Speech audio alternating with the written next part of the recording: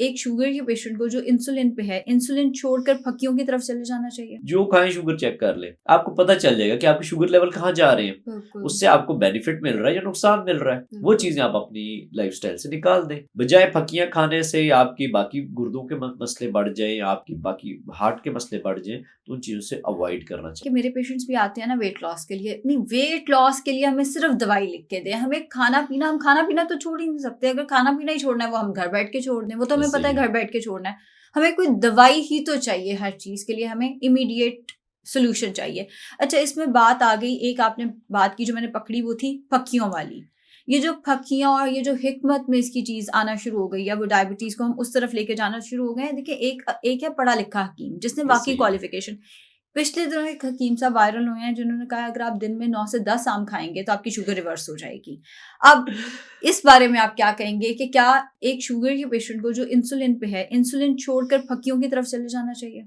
बिल्कुल, ये बहुत ही एक क्राइम मैं समझता हूँ कि लोगों को अपनी रेटिंग के हवाले से इस तरह की एजुकेशन दी जा रही है जो कि लोगों की ज़िंदगी के साथ खेलने के मुतरादिफ है। इसमें लोगों का भी मैंने जैसे आइडेंटिफ़ाई किया कि उनका कसूर ये है कि वो समझते हैं कि असल में लोग पाबंदियाँ बर्दाश्त नहीं करना चाहते। वो चाहते हैं कि हम जो चाहें खाएँ और बस कोई एक आध टीका या एक आध फक्की चल जाए और हमारा सारा मसला ठीक हो जाए। एक्चुअल में ये हार्ड फैक्ट है कि ये नहीं है।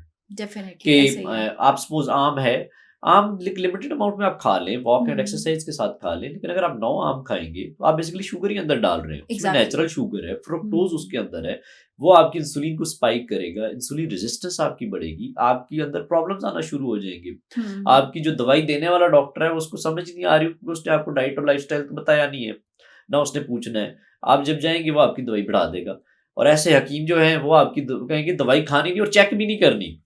ये दूसरा एक इस तरह के भी लोग लाइक अवेलेबल हैं जो कहते हैं कि आपने टिका के मीठा खाना है और आपने चेक भी नहीं करनी।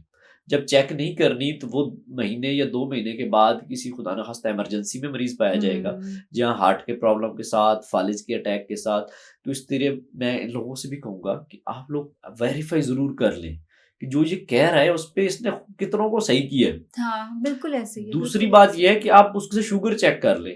अब तो लाइक इतनी एडवांस चीज़ें आ चुकी हैं। आप सपोज़ कोई भी चीज़ खाते हैं, कंटीन्यूअस ग्लूकोज़ मॉनिटर की जो अभी लाइक पाकिस्तान में थोड़ा कॉस्टली है, लेकिन ओवरऑल जो बाहर लोग यूज़ करते हैं या शुगर मीटर पे आप चेक कर लेते हैं, जो खाएँ शुगर चेक कर लें।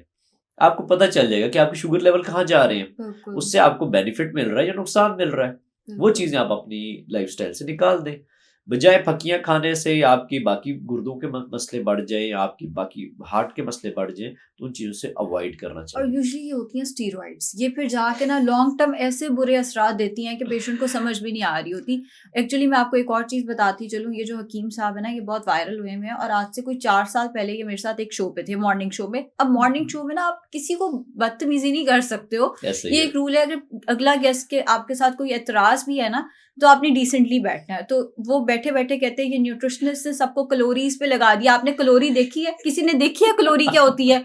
और मैं यूं थी और उन्होंने मेरी इतनी बेइज्जती की कि कैलोरी किसी ने देखी भी नहीं है आज तक, तो आप लोग कहते हैं कैलोरी काउंट होता है। तो थोड़ा सा सोच लिया करें कि एक साइंटिफिक चीज है। फिर तो इस तरह हमने कुछ भी बहुत सारी चीजें नहीं देखी हुई, एटम हमने इतनी चीजें नहीं देखी, आप कहते हैं कि सारी एग्जिस्ट नहीं करती।